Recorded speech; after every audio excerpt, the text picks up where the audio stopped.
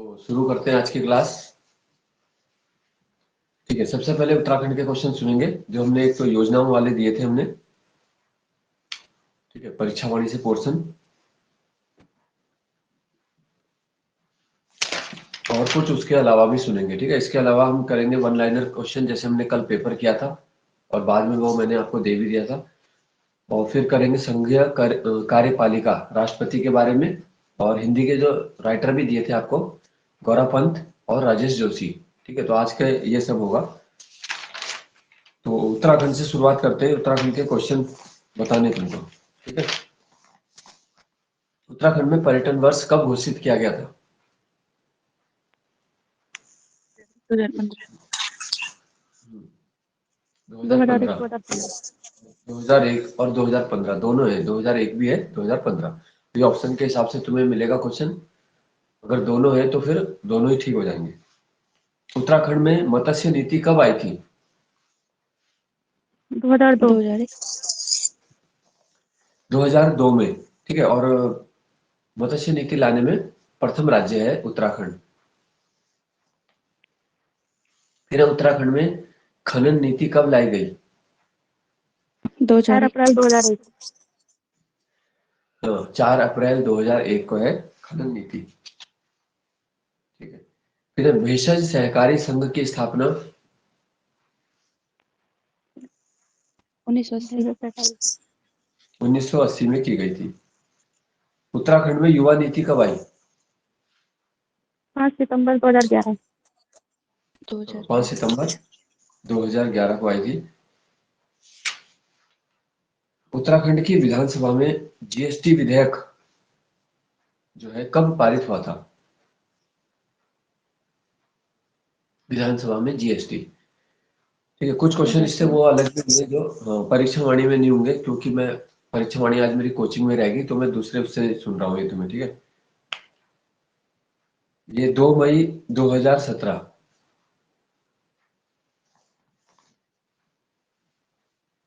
GST को कब लागू किया गया? 1 जुलाई 2017। हाँ, जुलाई से लागू हो गया ना, तो ये पारित पहले ही हो गया था ये। ठीक है, वो पूरे भारत में ही। हाँ, मतलब विधेयक पास हो गया ना यहाँ पे और लागू उसे 1 जुलाई से हुआ एक साथ हो। अच्छा, ठीक है सर। हाँ, तो जब भारत में आया तो भारत की संसद ने तो 30 जून की रात्रि को किया था, तो 1 जुलाई से वो माना गया फिर पूरे भारत में 1 जुलाई 2017। अंतरिक्ष उपयोग केंद्र की स्थापना कब हुई? यूसेक 2005। 21 सितंबर 2005। फिर 108 सेवा कब आई थी? 15 मई 2008। 15 मई 2008 को आई थी 108 सेवा। ठीक है, किसके नाम पर है ये? पंडित पंडित दीनदयाल दीनदयाल उपाध्याय। दीनदयाल उपाध्याय के नाम पर है। फिर इसमें एक और सेवा जोड़ी गई थी, कौन सी थी? डोली डोली सेवा भी लाई गई थी पर्वतीय क्षेत्रों के लिए। उत्तराखंड में खेल नीति कब आई थी? प्रथम खेल नीति कह सकते हैं इसे 16 जनवरी 2006। 2006 को। ई डिस्ट्रिक्ट योजना कब आई? 2009।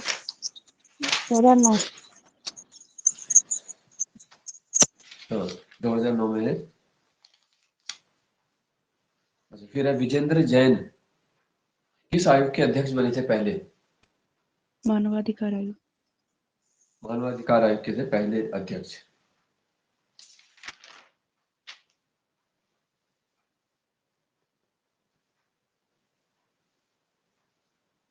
फिर एकता बिष्ट को देवभूमि खेल रत्न पुरस्कार 2017 दिया गया। इनका संबंध किससे है? क्रिकेट। क्रिकेटर है एकता बिष्ट का संबंध। ठीक है, तो देवभूमि खेल रत्न है 2017।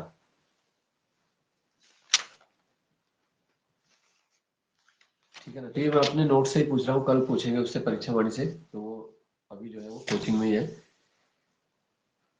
और क्वेश्चन तुम्हें पूछ लेते हैं उत्तराखंड के। स्पेशल टाइगर प्रोटेक्शन फोर्स कब बनाई गई थी? 2013। 2013। हाँ, 2013 में।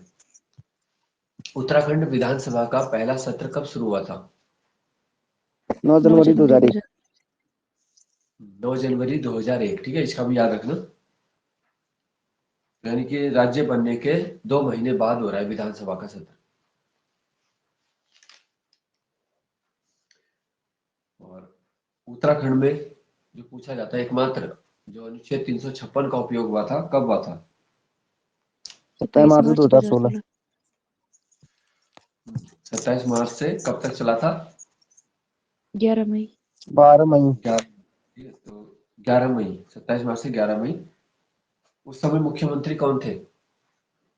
हरीश रावत। हरीश रावत। हरीश रावत। ठीक है, जो हाई कोर्ट के जो फिर निर्णय के बाद क्या है, दोबारा से बने थे मुख्यमंत्री। सुप्रीम कोर्ट का फैसला आया था ना उस समय। पहला साइबर पुलिस स्टेशन कब और कहाँ स्थापित हुआ राज्य में?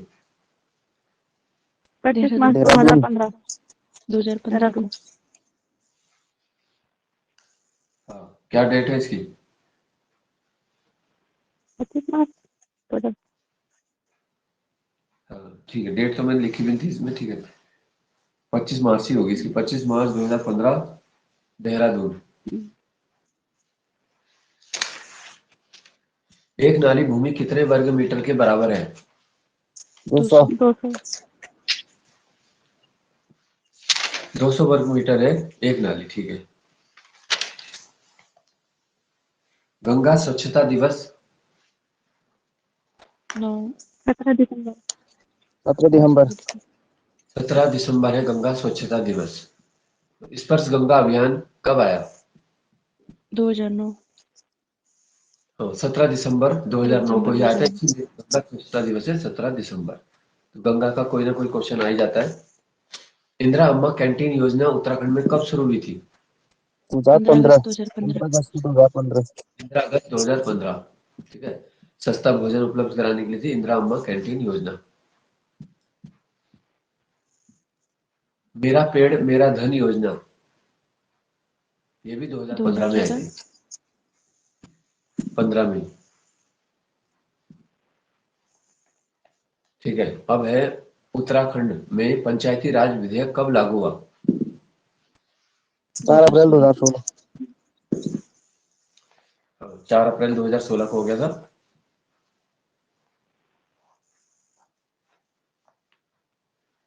नमामि गंगे योजना उत्तराखंड में कब प्रारंभ हुई? 2016। 7/7/2016। 7 जुलाई 2000। ठीक है, 7 जुलाई 2016। और ये एग्जाम में क्वेश्चन आ भी चुका था, ऋषिकुल मैदान हरिद्वार। ठीक है, तो उसमें बिल्कुल एग्जैक्ट ऑप्शन दिया था ऋषिकुल। तो वहां से मोदी जी ने इसकी घोषणा की थी और तत्काल उसी समय शुरू हुई थी योजना। राष्ट्रपति का जो निवास है आशियाना एनेक्सी देहरादून, ये कब बनाया गया? 1948। देहरादून में जो राष्ट्रपति का निवास है,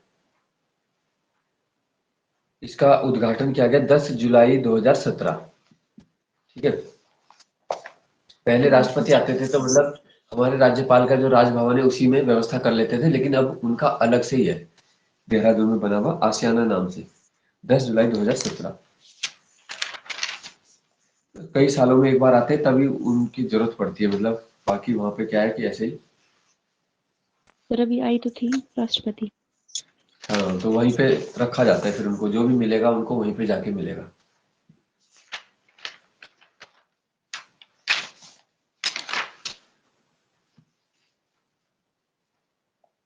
अच्छा, नेक्स्ट है सुंदरलाल बहुगुणा जी को पद्म विभूषण कब मिला था?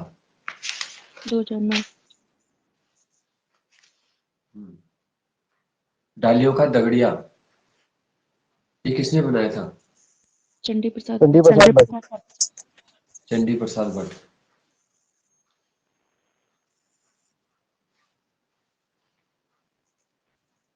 रुक्मणी हरण 13 चित्रों की श्रृंखला किसने बनाई? चिट्ठी। माणकू, ये है चैतू की।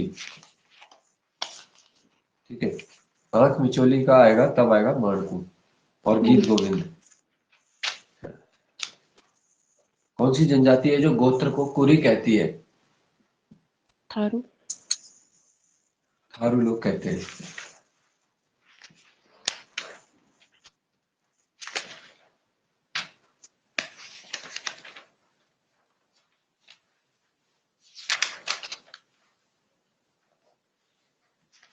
ठीक है ना।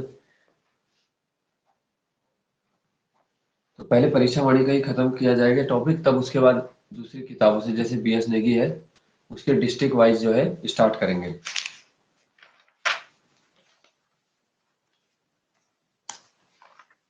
तो कल वही वाला टॉपिक को पूरा कर देना जो हमने योजना का बोला था, 2 चैप्टर से आधा आधा ही बोला था, तो उसको पूरा कर देना। जी सर। पटवारियों की नियुक्ति ट्रेल ने कब की थी? 9 पटवारी के पद 1819। 1918, 1819। 80 साला बंदोबस्त 1823, 23 23 में।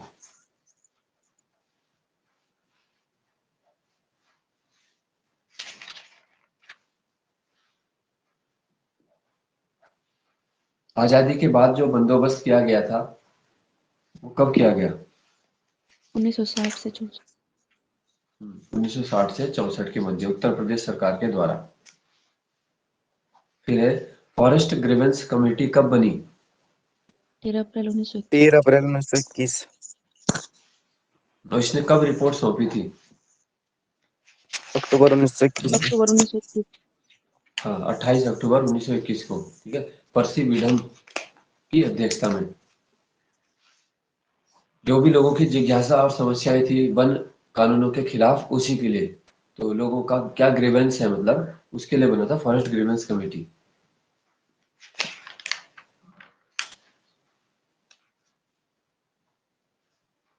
किस कमिश्नर ने 44 वर्षों तक विभिन्न पदों पर कुमाऊं में काम किया था? Ramsay, Ramsay ranger. और 28 वर्ष तक क्या है, कुमाऊं कमिश्नर, छठे कमिश्नर, कुमाऊं कमिश्नर भी वो रहे थे। ठीक है, तो ये तो मिक्स क्वेश्चन हो गया आगे पीछे से। कल वही योजना वाला ही कर देंगे हम। ठीक है ना। उसके बाद लेंगे हम बीएसडी की वाला बाद में। अभी इसके बाद देख लेते हैं हम पेपर के क्वेश्चन। ठीक है, कल के मैंने भेज दिए थे तो वो सब नोट कर लेना। जी सर। अब क्वेश्चन है कि कार्यालय स्मृति पत्र, हिंदी का क्वेश्चन जो है, कार्यालय स्मृति पत्र को संक्षेप में क्या कहा जाता है? अनुस्मारक, इनमें से बताना है तुम्हें, मेमो, द्रुत पत्र, ड्राफ्ट या परिपत्र। परिपत्र, परिपत्र तो हो जाता है सर्कुलर। ठीक है, तो कार्यालय द्रुत, स्मृति पत्र होता है तो बोलते हैं मेमो, उसे मेमो भी कहा जाता है स्मृति पत्र को। ड्राफ्ट प्रारूपण हो गया, परिपत्र हो गया सर्कुलर जारी करना। कोई एक ही आदेश जब ज्यादा लोगों तक या पूरे विभाग तक पहुंचाना हो तब सर्कुलर जारी होता है। ठीक है, नेक्स्ट आ गया अब मौका। जो शब्द है वो किस भाषा का है? मौका। अरबी, मौका अरबी का है। ठीक है, अंगूर। फारसी, अंगूर फारसी है, सबसे ज्यादा फारसी से लिए गए। फिर है कालीन। अरबी नहीं फारसी, कालीन है तुर्की। ठीक है, तोप किसका है? तुर्की, तुर्की हाँ, तोप बारूद ये सब भी जो है, क्योंकि बाबर भी तुर्क जाति का था और ये तुर्की के ही है, बाबर ही लाया था ये। अच्छा, नेक्स्ट है मानवता का विलोम क्या होगा? अमानवता, इनमें से बताओ। ठीक है, जीवटता, दृढ़ता, निरसंसता, कायरता। निशंसता, निरसंसता हो जाएगा। निरसंस है जो हत्याकांड कर दे रहा है, और जिसमें मानवता ह्यूमैनिटी है तो वो नहीं करेगा। चित्रकूट जनु अचल अहेरी अलंकार क्या होगा? चित्रकूट जनु अचल अहेरी, इसको उत्प्रेक्षा, बोलेंगे। उत्प्रेक्षा अलंकार होगा। अच्छा हो जा रहा है इसमें, जनु से पहचान है इसकी, ठीक है। जनु जानो। जनु जानो, मनु मानो, और मनहु जनहु, तो ये जो 6 आ जाते हैं जहाँ पे, बस केवल इसका कोई नियम याद रखने की भी जरूरत नहीं है। उत्प्रेक्षा है तो ये वाचक शब्द आना बहुत जरूरी है, तभी उत्प्रेक्षा हो सकता है, ठीक है। रूपक में बताया था हमने, भेद रहित आरोप होगा, है ना। जैसे हमने बोल दिया कि मुख चंद्र है, तब रूपक होगा, ठीक है। चंद्र जैसे सा मुख है तो उपमा हो जाएगा, और मुख सा चंद्र है फिर प्रतीक हो जाएगा, हाँ, है ना। और रस्सी है या सांप है, इसमें क्या है, संदेह, भ्रांतिमान। संदेह होता है। या सारी बिच नारी है, एक उदाहरण वो भी आ जाता है, ठीक है।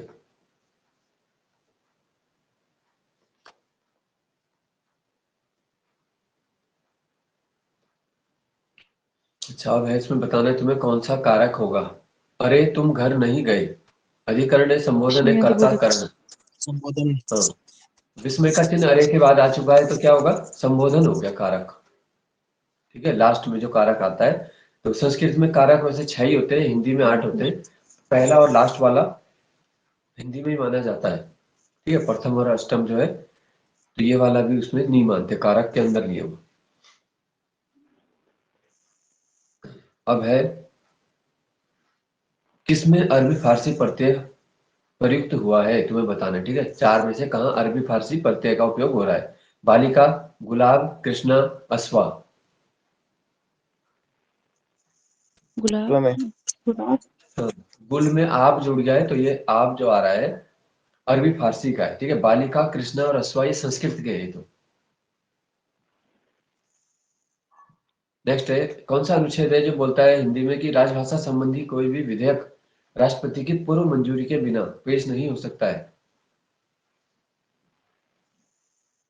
हाँ, हिंदी का प्रावधान है सारा, उन्हीं में से एक है 349, ठीक है। 343 से 351 तक, भाग 17, राजभाषा और अनुसूची 8, राजभाषा के संबंधित प्रावधान की व्यवस्था की जाती है। तो कुछ विधेयक जो हमने बोला था कि राष्ट्रपति, आज हम राष्ट्रपति के क्वेश्चन डिस्कस करेंगे अभी। जैसे धन विधेयक है, और ऐसे विधेयक, ऐसा संचित निधि से खर्च होने वाली निधियां, ठीक है। और ये राजभाषा संबंधी विधेयक, इन सब पे पूर्व अनुमति आवश्यक होती है। नेक्स्ट है, मॉरिशस में पहली बार विश्व हिंदी सम्मेलन कब हुआ था। 1976। जो दूसरा सम्मेलन था वो विदेश में ही हुआ था, या पूछ सकते हैं कि विदेश की, या देश से बाहर, है ना, या विदेश की धरती पर पहला सम्मेलन मॉरिशस में पहला, तो ये हो गया 1976 में, ठीक है। पहला कब हुआ था, 1975। 10 से 14 मई 1975 नागपुर। तो राम गुलाम जो थे मॉरिशस के तत्कालीन राष्ट्रपति, उन्हीं को बुलाया गया था, क्योंकि भारत के जो प्रवासी लोग हैं और उनमें सबसे ऊंचे पदों पर उस समय वो थे, वहां के राष्ट्रपति।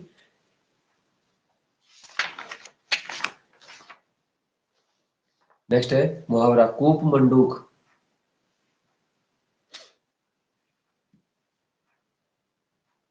कूप न्यून मंडूक ज्ञान। होना, मुहावरा का, हाँ, सीमित ज्ञानी, ठीक है। जैसे बोल देते हैं ये गुलर का कीड़ा, है ना, जिसका सीमित क्षेत्र होता है।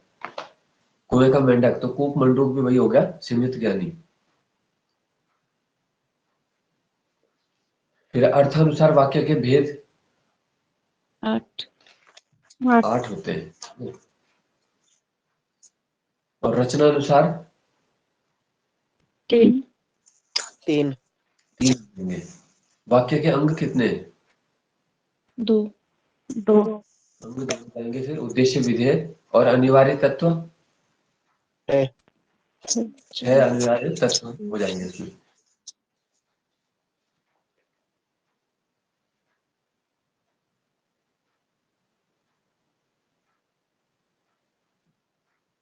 अब इनमें बताना है तुम्हें कि अर्थानुसार कौन सा अलग है इनमें से, सोना, फिर है राधा, मई या मुंबई।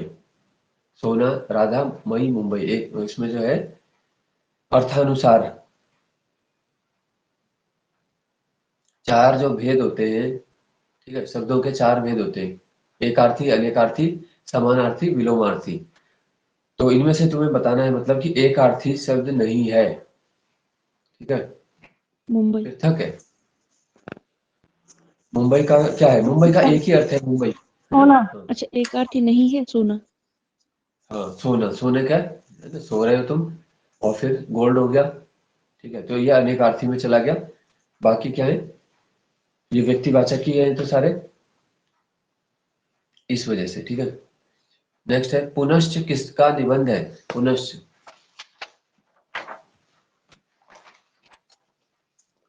हजारी प्रसाद द्विवेदी। हजारी प्रसाद द्विवेदी जी ने निबंध ज्यादा लिखा है, और हिंदी का इतिहास भी उन्होंने काफी लिखा है।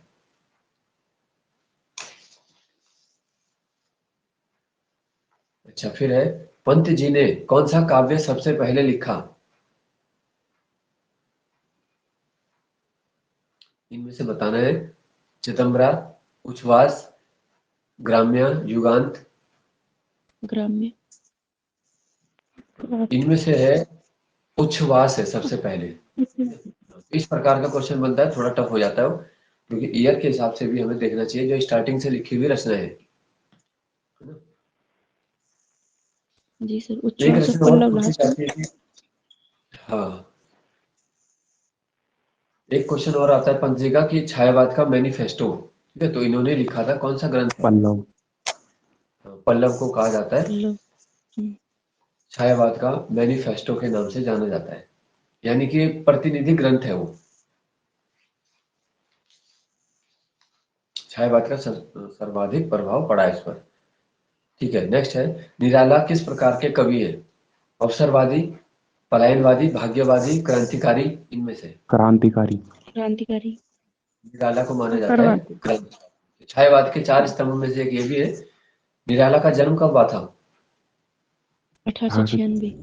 1896। 1896, मिदनापुर में। क्वेश्चन तुम्हें हमेशा याद होना चाहिए, ऐसे नहीं कि जिस दिन सुना है उस दिन याद है और फिर साफ हो गया, तो उसको अपने, क्या है तुम्हें, जो रोम वो होती है मेमोरी है ना, हार्ड डिस्क, उसमें पहुंचा देना है, परमानेंट मेमोरी में होना चाहिए क्वेश्चन। और जब तक वो फ्लैश मेमोरी में रहता है, यानी रैम में पढ़ा है तब तक याद है, फिर साफ हो गया। ज्यादातर के साथ यही होता है, जैसे जैसे तुम्हारा रिविजन बढ़ेगा, एक्सपीरियंस बढ़ेगा, क्वेश्चन परमानेंट मेमोरी में ज्यादा हो जाएंगे, ठीक है, तब आएगा सिलेक्शन। कई बार क्या होता है कि पढ़ तो बहुत लिया है पर वहां पे नंबर स्कोर नहीं बन पा रहा है, तो यानी कहीं ना कहीं कमी हो रही है अभी,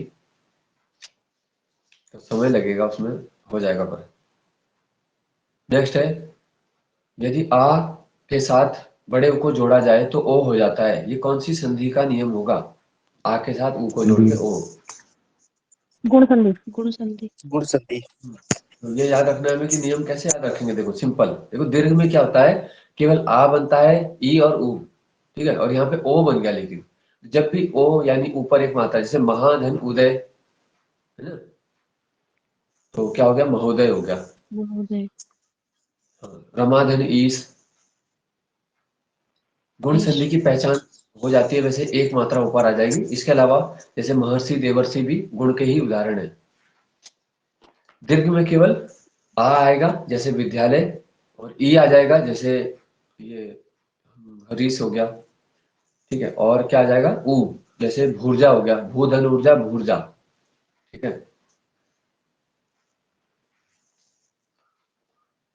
तो गुण का बस याद रखना तुम्हें, एक मात्रा ऊपर है, दो मात्रा में वृद्धि हो जाएगी, और अगर य और व से पहले आधा अक्षर आ जाए तो क्या होगा, यण हो जाएगा फिर, जैसे स्वच्छ, ठीक है, प्रत्यागमन, प्रत्येक। और अगर अ आय की ध्वनि आ रही है, जैसे नयन, है ना, नेधनन नयन, नयधनक नायक, तो तब क्या होगा, अयादि। अयादी। आयादी।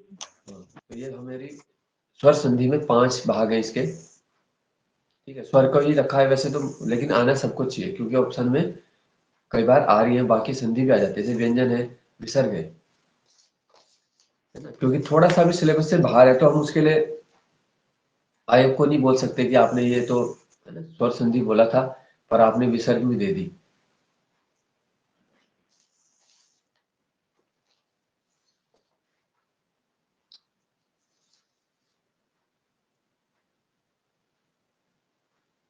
इनमें से बताना है तुम्हें कौन से में व्यक्तिवाचक संज्ञा है, सुंदर, काला, यमुना, या सभी में?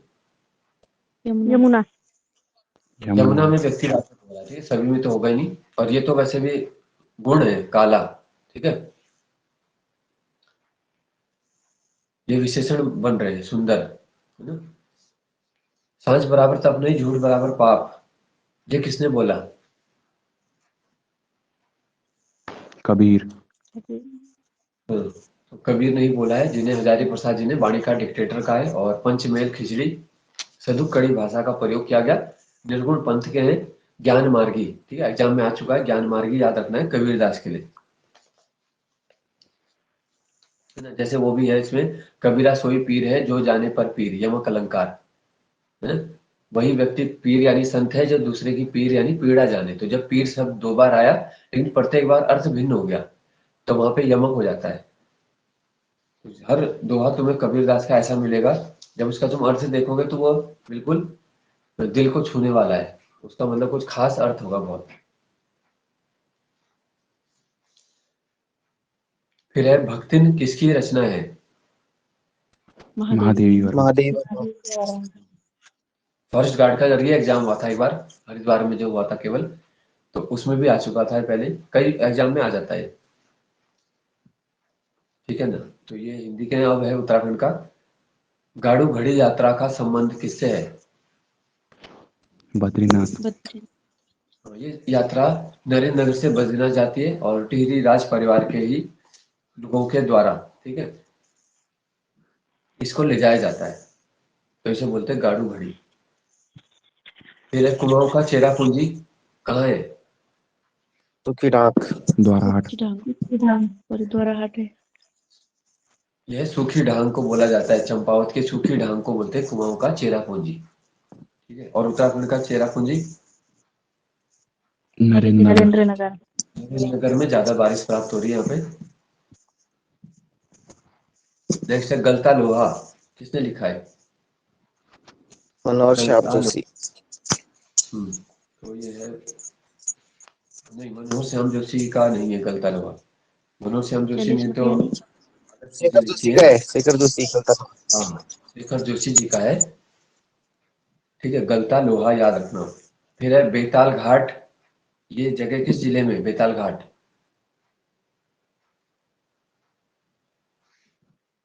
उत्तराखंड के जितने भी प्रमुख स्थान हैं, तहसीलें हैं, ब्लॉक हैं, वो सब हमें मालूम होना चाहिए। यह है नैनीताल में।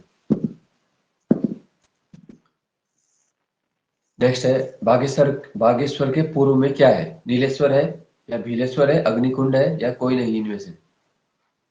नीलेश्वर। नीलेश्वर पर्वत बागेश्वर के पूर्व में, ठीक है, वो पश्चिम में नीलेश्वर। फिर इन दोनों के बीच में रुक्मणी नौला कहाँ स्थित है? चंपावत। चंपावती है। और एक हथिया नौला चंपावत। चंपावत ये बना था। इसने जागेश्वर के पुरातत्व पर जो है शोध ग्रंथ लिखा था।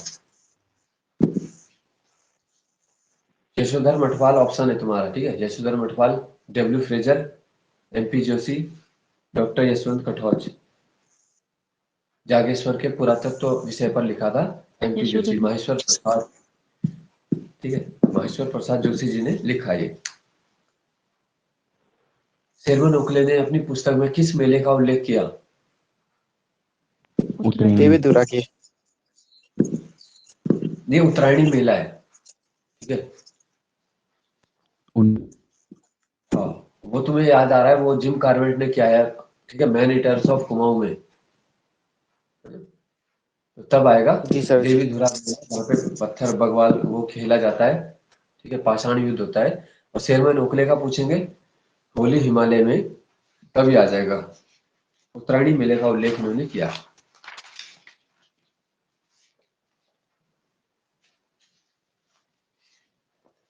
सबसे प्रदूषित पहाड़ी नगर उत्तराखंड का? नैनीताल। नैनीताल।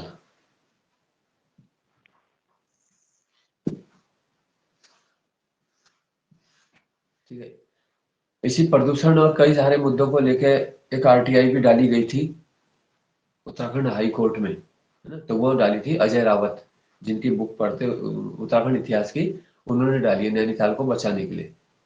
नैनीताल भी भविष्य में क्या है, संकट में फंस सकता है जोशीमठ की तरह। जिस तरह से वहां पे क्या है कि दबाव बढ़ रहा है और निकास नालियों की वो नहीं है ना। तो जो कुमाऊं कमिश्नर है दीपक रावत,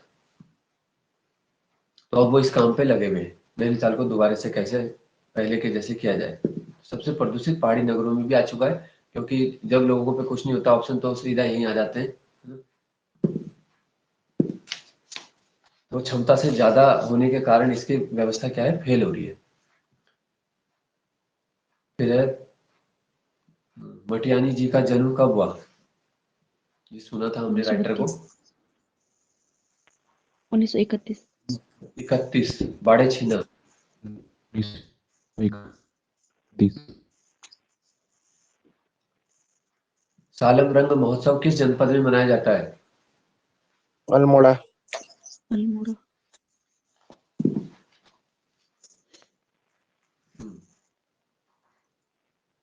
विश्व में बांज वृक्ष की कितनी प्रजाति है। 24। ये 40। जी सर। रामलाल शाह क्या है इनमें से, नर्तक, वनस्पति वैज्ञानिक, भूवैज्ञानिक, प्रसिद्ध गीतकार, क्या होंगे। वनस्पति वैज्ञानिक। वनस्पति वैज्ञानिक ने, ठीक है, रामलाल रामलाल शाह है वनस्पति वैज्ञानिक। चोपता कहाँ है। रुद्रप्रयाग। रुद्रप्रयाग चोपता बुग्याल, ठीक है, बरमी बुग्याल। कोट विकासखंड पौड़ी पौड़ी में।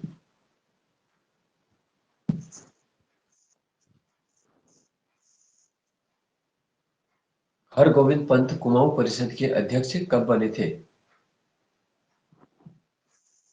चौथे अधिवेशन में।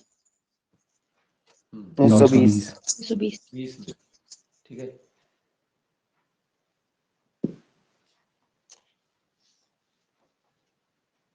और इन्होंने वो प्रथा भी जो तोड़ी थी, ब्राह्मणों के हल न बैल चलाने की चलाने प्रथा। वाली 1928। बागेश्वर में 1928। ऐसे उन्होंने उस प्रथा का भी अंत किया था कि ब्राह्मण जो है हल नहीं चलाएंगे। जैसे दलितों के लिए होता था कि डोली में नहीं बैठेंगे तो डोला पालकी आंदोलन चला, मतलब ब्राह्मणों के लिए था कि वो हल नहीं चलाएंगे, तो उनका काम दूसरे लोग ही करते थे हमेशा। तो ये भी उन्होंने प्रथा तोड़ी कि ये गलत है। तो महान लोग जो होते हैं देखो इस तरीके से उदाहरण प्रस्तुत करते हैं खुद ही।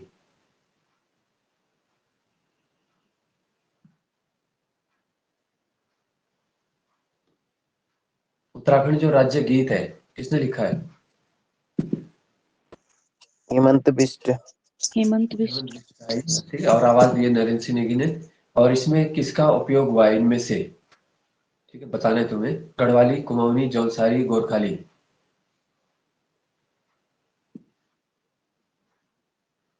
कुमाऊनी। बताओ। इसमें दो का उपयोग हुआ है, इन चार में से कौन सी दो है। गढ़वाली गढ़वाली कुमाऊनी। कुमाऊनी गढ़वाली कुमाऊनी। गढ़वाली कुमाऊनी। उत्तराखंड देवभूमि क्या था, क्या लाइन है उसकी।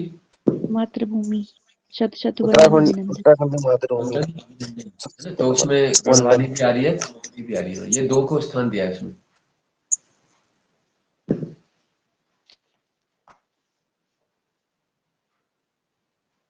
इनमें से बताना है मेट्रोपॉलिटन सिटी नहीं है, काशीपुर, ऋषिकेश, हरिद्वार, देहरादून।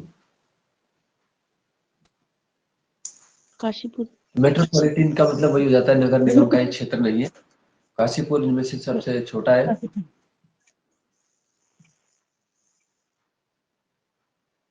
उत्तराखंड में गरीब कल्याण वर्ष कब मनाया गया, गरीबों का कल्याण। 2017 से 20। 18 से 21 17 से 20 की अवधि के दौरान, ठीक है, 17 से 20 याद रखना है, गरीबों का कल्याण किया गया उत्तराखंड सरकार के द्वारा, है ना। लेकिन मंत्रियों ने अपना ही कल्याण कर दिया, गरीबों की योजनाओं के बहाने अपना कर देते हैं। तो ये अच्छा मौका होता है, देखो जब भी कुछ होता है इवेंट, जैसे कहीं पुल बन रहा है तो लोगों से ज्यादा खुशी मंत्रियों को होती है कि अब खाने को मिलेगा, है ना। यहाँ से जब हम रायपुर की तरफ जाते हैं, अभी हम गए थे जब 30 तारीख को सुबह सुबह, तो वो पुल का एक हिस्सा गिरा हुआ था, और वो चौथी बार गिर चुका है। देखो पहले वो फ्रंट से गिरा, फिर पीछे से गिरा, अभी बीच से गिरा हुआ था। तो उसका हम पुश्ता देख रहे थे, तो उसमें सीमेंट जो है वो मिली नहीं कहीं। बताओ, पुश्ता था उसका, पूरा ऐसा लग रहा था जैसे धुली हुई बजरी है। तो कैसे टिकेगा? और वो रात के समय किसी समय गिरा, और मान लो कोई फोर व्हीलर है और वो उस समय जा रही होती और वो गिर जाता, तो वहां पे बिल्कुल सुनसान है, कोई आएगा भी नहीं मदद के लिए। तो ये काम हो रहा है देखो उत्तराखंड में, स्थिति ये है। और जो ठेकेदार और इंजीनियर और जो ये सब रहे होंगे, जिस मंत्री ने पास किया, उन्होंने सबने उसका बजट बांट लिया है ना, और दिखाने के लिए ढांचा खड़ा कर दिया। अब दोबारे बनेगा, दोबारे बजट आएगा। तो ये चल रहा है बस कार्यक्रम, और क्या चल रहा है। तो फिर हम नदी के रास्ते गए नीचे से, जो हम तो स्कूटी में गए थे तो किसी तरह चली गए मतलब। तो ये स्थिति है वहां पे, कभी भी मतलब गिरने का डर रहता है ना। उत्तराखंड की सरकार ने अगर पुल बना रखे तो एक बार थोड़ा ठोक बजा के चेक करके तब जाओ उसमें। अब है एक रचना है, कथाकार निशंक और उनका जीवन मूल्य। किसने लिखा है? कथाकार निशंक के ऊपर, ये मतलब डॉक्टर निशंक के ऊपर है। यह योगेंद्र नाथ शर्मा जी ने लिखा है। योगेंद्र नाथ शर्मा ने कथाकार निशंक और उनका जीवन मूल्य। नेक्स्ट है सौभाग्य योजना का संबंध, बस उत्तराखंड कर रहे हैं इसका, फिर कल हम इसका बिजली जीएस करेंगे। बिजली की है ये, ठीक है, विद्युत 2018 आपूर्ति। लवराज धर्म सत्तू का संबंध है किस क्षेत्र से? पर्वतारोही। पर्वतारोहण। पर्वतारोहण। पिछले लोकसभा के चुनाव में सर्वाधिक मतदान प्रतिशत वाला जनपद रहा था। कभी इस टाइप के क्वेश्चन भी आ जाते हैं। ये हरिद्वार ही रहा था।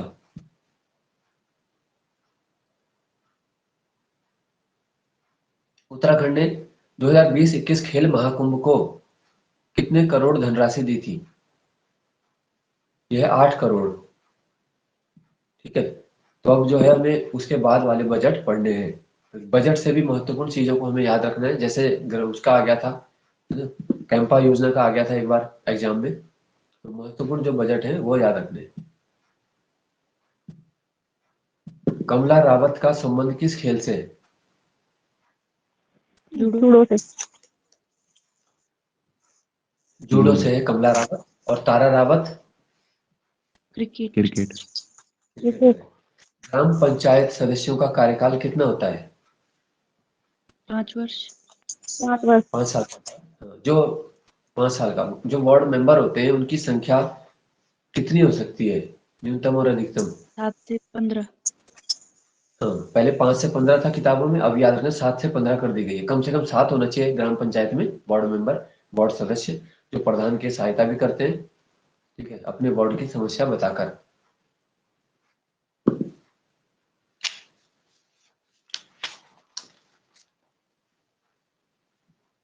और जो बड़ी ग्राम पंचायत है नहीं, जैसे हमारी है बड़ी ग्राम पंचायत है, तो यहाँ पे पूरे सदस्य रानी पोखरी में, तो वहां पे अधिकतम 15 हो सकते हैं।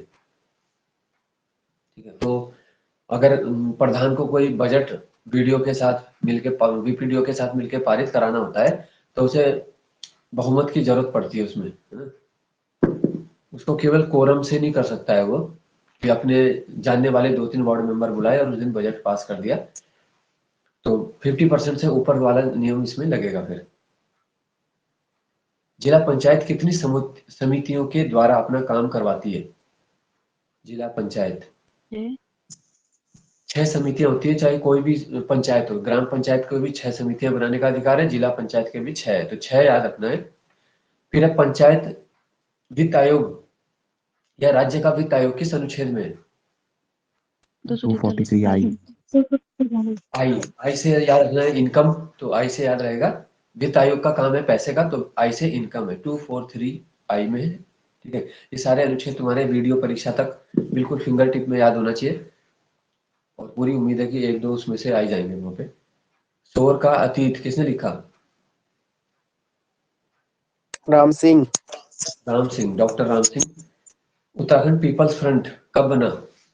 जिस साल बहुत सारे आंदोलन भी हुए उत्तराखंड में। 1994। 1991। 94 में, हाँ। कंडवा कैसा आभूषण है? पैर में पैर में पहनने पहने जाना। एरो का है।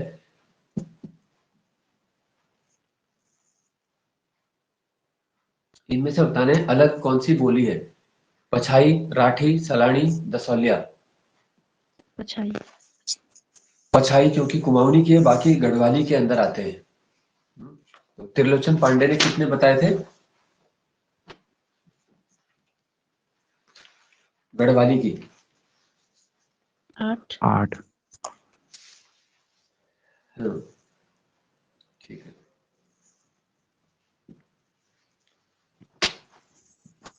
त्रिलोचन पांडे ने तो शायद कुमाऊं को बताया था ना। 12। कुमाऊनी की 12 है, ठीक है। और गढ़वाली की है 8। कल इसके बचे हुए जीएस के ग्रेसिंग में क्वेश्चन 8 होंगे, लगे। उसमें मिल जाएगा ये पेपर।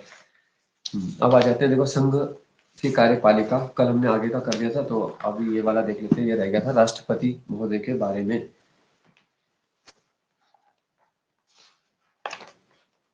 ठीक है, तो सबसे पहले इनके अनुच्छेद डिस्कस कर लेते हैं, फिर बात करेंगे उसके अंदर क्या क्या है।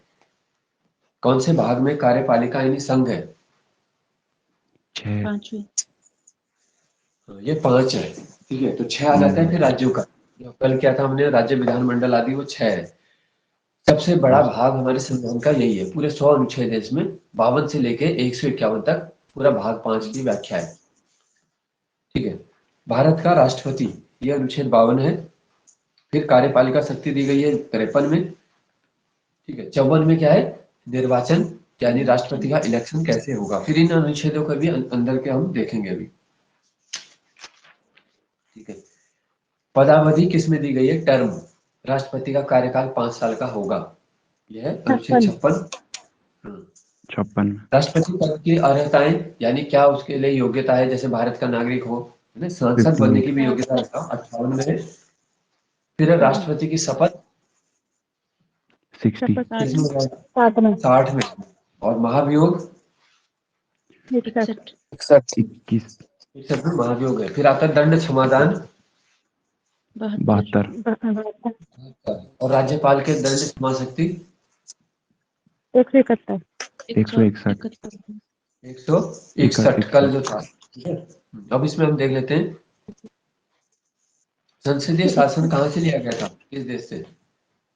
कर्नाटक। ब्रिटेन। संसदीय ब्रिटेन। ब्रिटेन। संसदीय से ब्रिटेन का है, ठीक है। अगर होगा संघात्मक संघात्मक कनाडा। तब आएगा वो। राष्ट्रपति केवल नाम का प्रमुख है, वास्तविक शक्ति किसमें निहित है? प्रधानमंत्री। प्रधानमंत्री या उसकी मंत्री परिषद में, है ना? तो जैसा भी ऑप्शन होगा।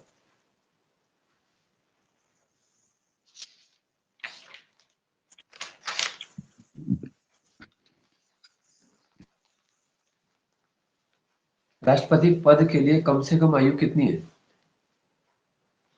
35। 35 वर्ष। 35 वर्ष जरूरी है इसमें, ठीक है। अनुच्छेद 57 जो है उसमें एक विशेष व्यवस्था की गई है कि कोई व्यक्ति राष्ट्रपति पद पर 2 पुनर्निर्वाचन बार के लिए पदावधि। योग्य हो सकता है। हाँ,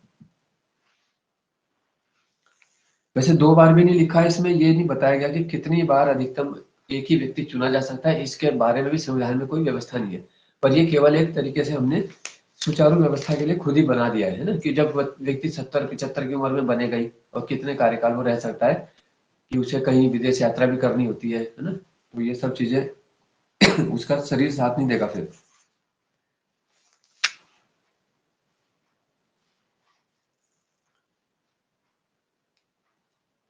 ठीक है। अब जैसे रूस में देखो, जो रूस के राष्ट्रपति, वैसे कार्यकाल वहां पे 6 वर्ष का होता है रूस में, लेकिन वो 2036 तक के लिए, तुम्हें याद रखना है, जो पुतिन है 2036 के लिए उन्होंने वहां संविधान में संशोधन करके अपने आप को वहां पे इतने समय के लिए परमानेंट अभी कर दिया, ठीक है। तो अभी उनके पास 13-14 साल और बचे हुए हैं।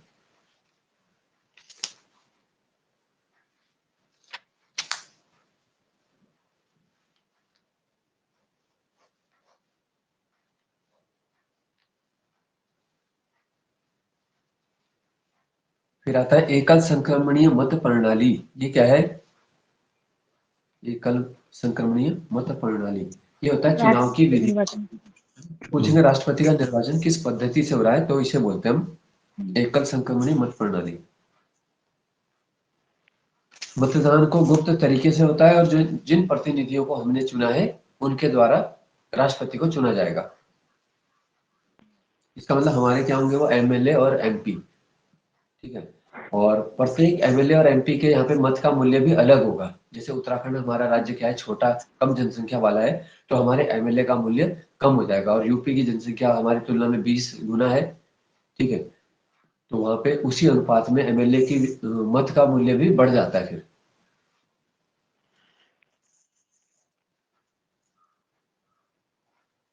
जमानत राशि को बचाने के लिए कुल वैध मतों का कितना भाग पाना राष्ट्रपति पद के उम्मीदवार के लिए जरूरी होता है?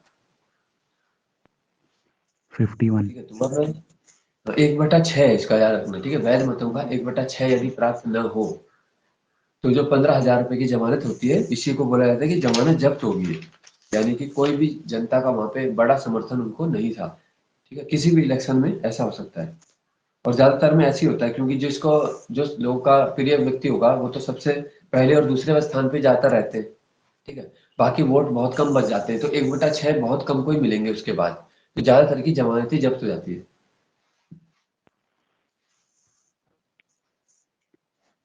ठीक है, तो जमानत जब्त हो जाना कोई ऐसा नहीं कि उसको जेल ले जाएंगे, अगली बार नहीं लड़ सकता, ऐसा कुछ भी नहीं है, है ना। जो उसने धनराशि दी थी, एक जैसे सिक्योरिटी होता है कि ये बाद में तुम्हें वापस मिलेगा, और वापस तभी मिलेगा कि 1/6 वोट तुम्हें प्राप्त हो। अगर उस सीट पे 60,000 वोटिंग हुई है तो 10,000 तुम्हें होने चाहिए। 10,000 से नीचे जिस पे भी चला गया वो जमानत जब्त मानी जाएगी उसकी। अब मान लो कि 30,000 एक ही को मिल गया, 20,000 सेकंड को मिला, बचे हुए 10,000 सब में बढ़ गए, तो वो 10,000 वाला आंकड़ा तो दो नहीं पूरा किया शुरू के दो, है ना? बाकी सबकी जब्त हो जाती है। तो वो एक तरीके से सरकार की इनकम होगी, उनका पैसा डिपॉजिट वही रह जाएगा।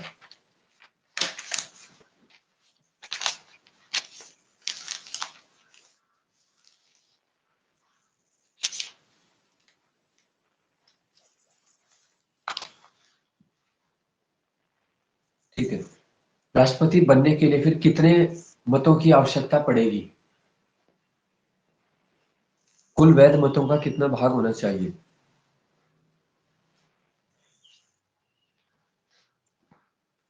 ये होता है कि कुल वैध मतों का क्या हो जाएगा, 50% प्लस 1, ठीक है।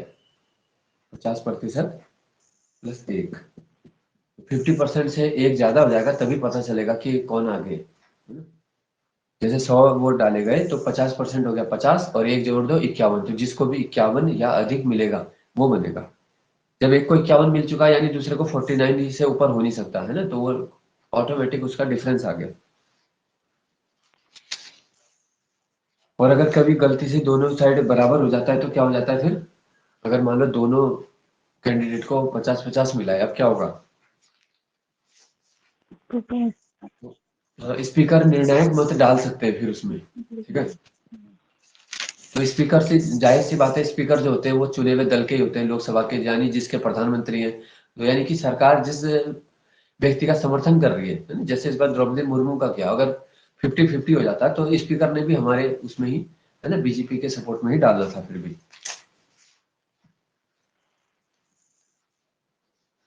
हालांकि वो गुप्त मतदान होता है, पर वो जब 50-50 हो गया तब तो पता ही चल जाएगा, फिर वो नहीं कर सकते ना कि कौन जीतेगा, फिर तो पता ही चल रहा है इन्होंने किसको दिया।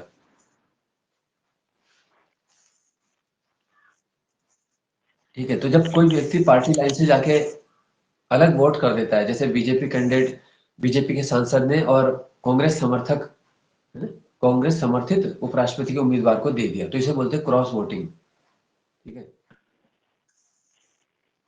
तो उसे पार्टी अगर उसकी पहचान कर लेती है तो उसे निकाला भी जा सकता है, निलंबित किया जा सकता है, कई सारी कार्रवाई उस पर पार्टी के अध्यक्ष के हाथ में होती है। इसलिए गुप्त रखा जाता है कि कोई पता भी ना चले। तो कई बार उल्टा भी हो जाता है कि कांग्रेस वाले ने बीजेपी वाले को दे दिया और बीजेपी वाले ने कांग्रेस को दे दिया, फिर बराबर हो गए तो फिर पता नहीं चला है।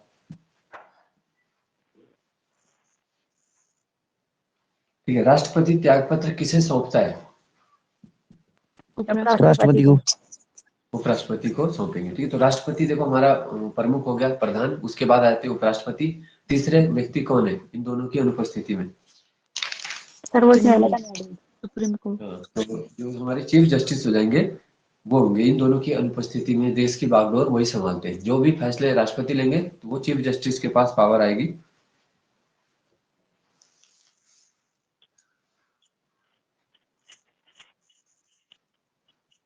इस अनुच्छेद में शपथ का प्रावधान है। राष्ट्रपति की शपथ अभी बताया है। 60 मुख्य न्यायाधीश या अगर मुख्य न्यायाधीश अनुपस्थित है तो कोई ज्येष्ठतम न्यायाधीश, ठीक है, अगर वो अनुपस्थित है तो उसके बाद जो सीनियर मोस्ट होगा वो भी दिलवा सकता है, ठीक है, क्योंकि वो कहीं जा रखे हैं या किसी और काम में है या बीमार है, तो तब ये व्यवस्था है।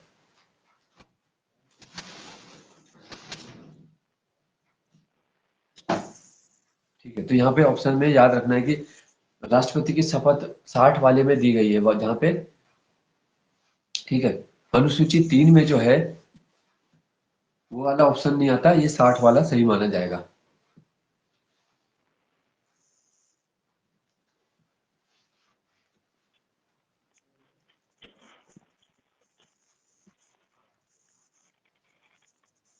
फिर है, किस अनुच्छेद में यह व्यवस्था है कि राष्ट्रपति को निःशुल्क जो है यानी बिना किराया दिए अपने आवास में रहने का, सुविधाएं लेने का, गाड़ी में जाने का, ठीक है, वेतन भत्ते आदि सब चीज उन्हें सुविधाएं प्रदान की जाएंगी। ये 59 का 3 कहता है, ठीक है, 59 का 3 में उन्हें सब सुविधा दी जा रही है। राष्ट्रपति का वेतन कितना है? 5 लाख। 8 लाख। 5 लाख रुपए, ठीक है, पहले 1.5 लाख रुपए था, तो अभी है 5 लाख रुपए।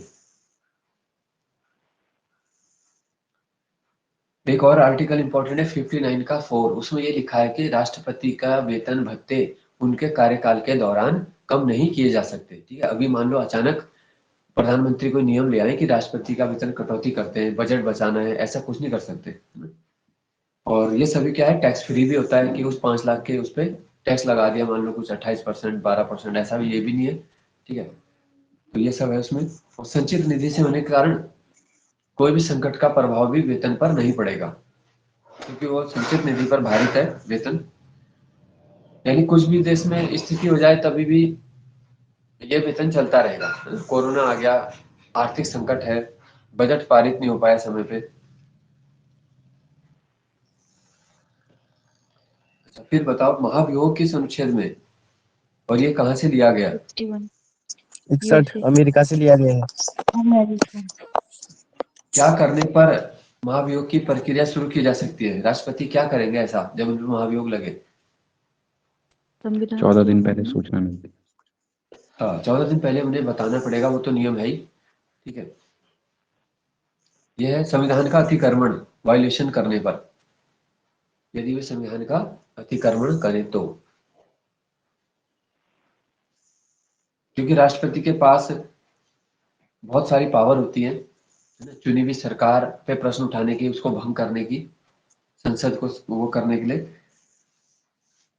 तो अगर वो अपने अधिकारों का अतिक्रमण कर रहे हैं, ठीक है, तो तब महाभियोग की प्रक्रिया शुरू की जा सकती है।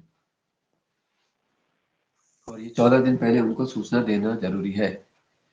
कितने बहुमत के साथ महाभियोग प्रस्ताव पारित होना जरूरी होता है? 2/3। कम से कम 2/3 जरूरी है, 66% के लगभग कम से कम है।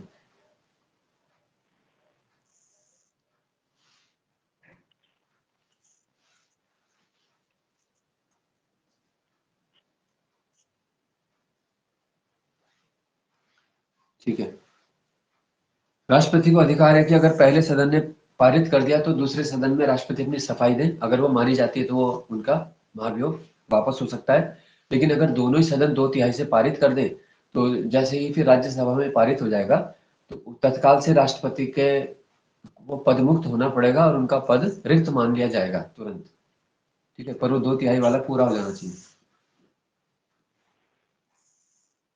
इस अनुच्छेद में व्यवस्था है कि राष्ट्रपति चुनाव के विवादों का निपटारा सुप्रीम कोर्ट करेगा।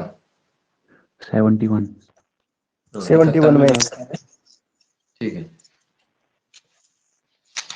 ठीक है, तो सुप्रीम कोर्ट ही कर सकता है ना, क्योंकि उस राष्ट्रपति से बड़ा कोई वो नहीं है पद, तो इसलिए सुप्रीम कोर्ट के पास मामला जाएगा।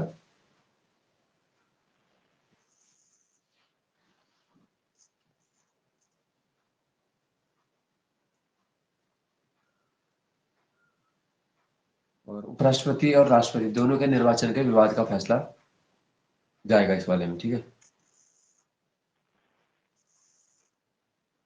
अच्छा, फिर है किस संविधान संशोधन द्वारा व्यवस्था की गई कि राष्ट्रपति के निर्वाचन मंडल में रिक्तता होने पर भी राष्ट्रपति का चुनाव अवैध नहीं होगा। ठीक है, ये है 11वां संशोधन 1961 से किया गया था। किस अनुच्छेद में कहा गया कि राष्ट्रपति का प्रधानमंत्री से सूचना प्राप्त करने का अधिकार है? 78। 78 के अंतर्गत प्रधानमंत्री या उनके कार्यालय को सूचना देनी होगी कि वो इस समय क्या कर रहे हैं या इस योजना में उन्होंने क्या किया। ठीक है, बिना राष्ट्रपति को संज्ञान में लिए वो कोई काम कर रहे हैं तो पूछने का अधिकार है।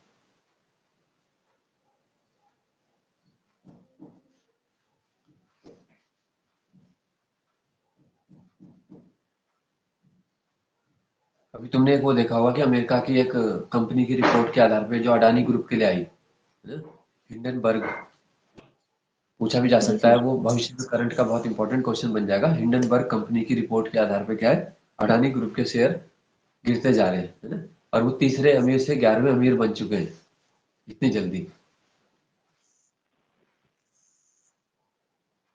तो 2 दिन में 50 अरब डॉलर का नुकसान हुआ था अडानी ग्रुप के शेयर मार्केट में,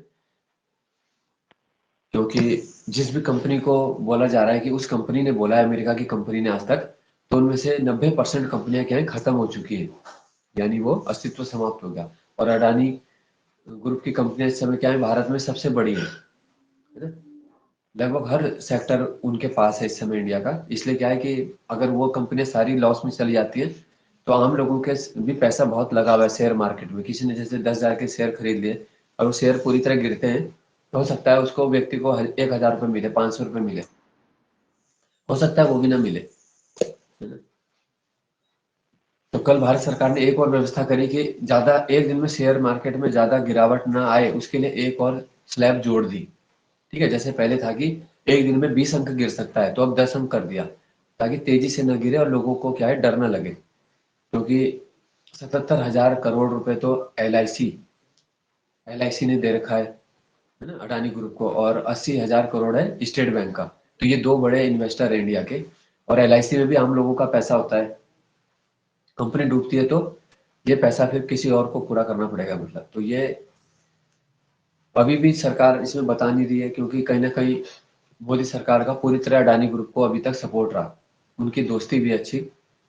लेकिन अभी क्या है कि राज सामने आ रहे हैं तो देखो ये बोल रहे हैं कि ये तो सबसे बड़ा घोटाला हो जाएगा, और पहली बार किसी भारतीय कंपनी के बारे में ये इस अमेरिकी कंपनी ने रिपोर्ट दी। और इस कंपनी का काम केवल यही है ना, 2 साल तक उसने रिसर्च की थी अडानी ग्रुप के ऊपर।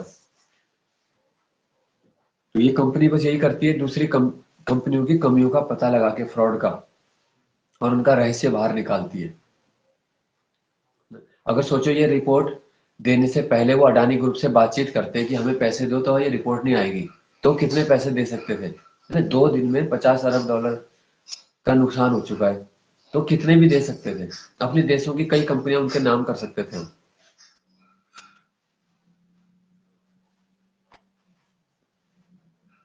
तो बैंकों ने भी बोला है फिलहाल कि कोई नुकसान नहीं होगा, वित्त मंत्री आदि का भी बयान आ गया, रिजर्व बैंक का भी बयान आ रहा है, ताकि लोग घबराएं नहीं, क्योंकि सबका उसमें पैसा क्या है, इन्वेस्ट हो रखा है।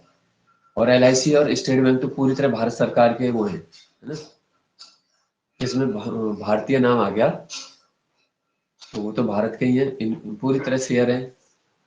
तो भारत सरकार पे थोड़ा सा भी क्या हो रहा है, अगर शेयर मार्केट और डाउन चला जाएगा तो विश्वसनीयता गिर सकती है।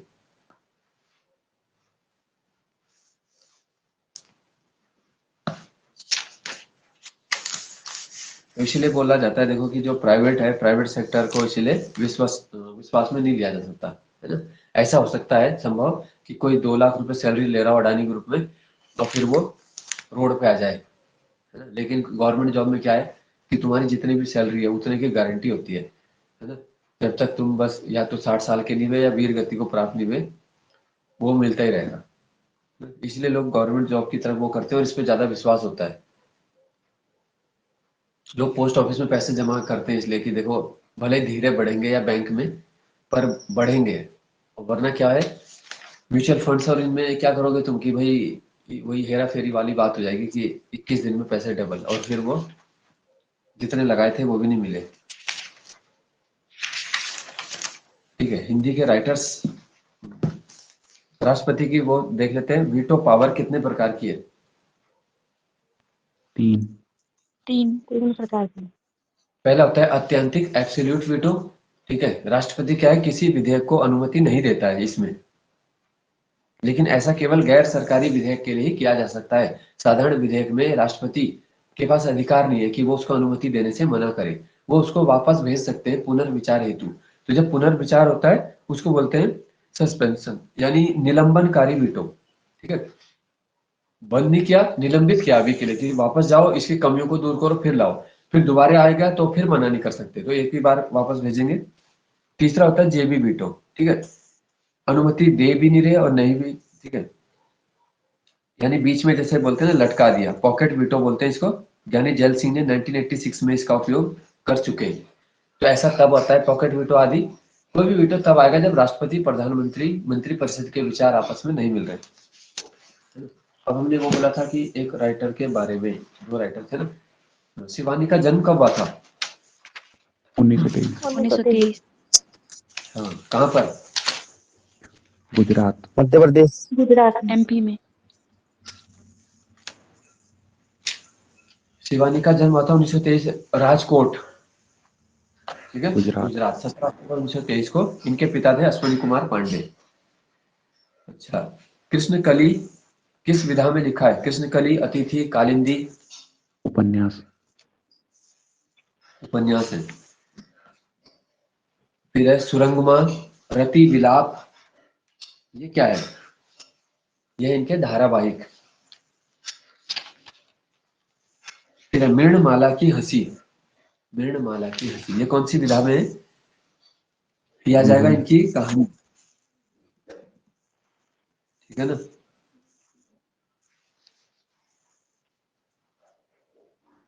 इनकी आत्मकथा का नाम क्या था? गौरा पंत की आत्मकथा, सुनहु तात सुनो यह ताज अमर आपका कहानी। ठीक है, ये इनकी आत्मकथा है। इनकी पहली रचना नटखट पत्रिका में छपी थी। पद्मश्री सम्मान कब दिया गया? 1982। 1982 में। ठीक है, और जो मृणाल पांडे हैं वो इन्हीं की पुत्री है ना, जो कई सारे जैसे उसमें रह चुकी हैं। मृणाल पांडे, हिंदुस्तान पत्रिका का वो किया था ना, हिंदुस्तान पत्र का संपादन। नेक्स्ट है राजेश जोशी, इनका जन्म कब और कहाँ हुआ? 1946 में हुई थी। 1946। 18 जुलाई MP। 1946, नरसिंहगढ़, मध्य प्रदेश।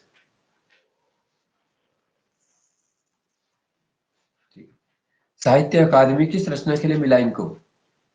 2002। 2 पंक्तियों के बीच। 2 दो पंक्तियों के बीच। पंक्तियों के बीच में। रचनाएं इस तरीके से पूछ सकते हैं। कपिल का पेड़ कौन सी विधा है? दो इन्होंने वो लिखी थी, कहानी के अंदर है ये। ठीक है, कहानी कहानी। विधा में है। कपिल का पेड़ और सोमवार, ये कहानी है। समर गाथा, ये क्या है? समर गाथा है कविता। इनकी लंबी कविता। काव्य। लंबी कविता लिखी है समर गाथा। फिर है जादू जंगल, अच्छे आदमी और टंकारा का गाना। जादू जंगल, अच्छे आदमी, टंकारा निबंध। का गाना, ये नाटक, निबंध। नाटक विधा में। एक दिन बोलेंगे पेड़, ये क्या है? उपन्यास। एक दिन उपन्यास। बोलेंगे, ये है कविता।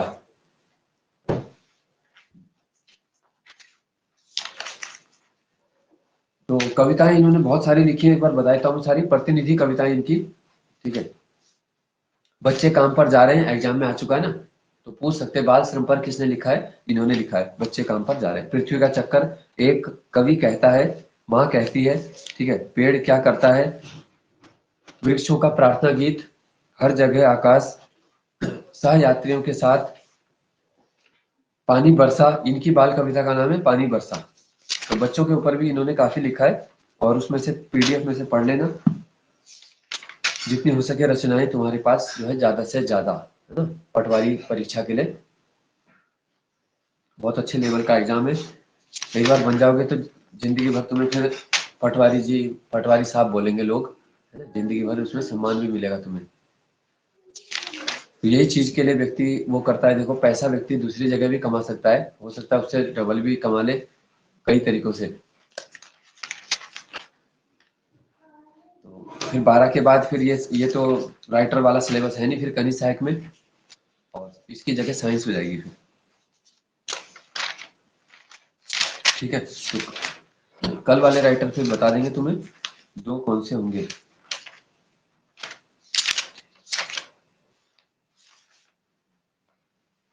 तो कल इससे आगे करेंगे। ठीक है, आज का क्लास जो है, आज की क्लास यही करते हैं हम समाप्त। Thank you sir. ठीक है, ठीक है, धन्यवाद।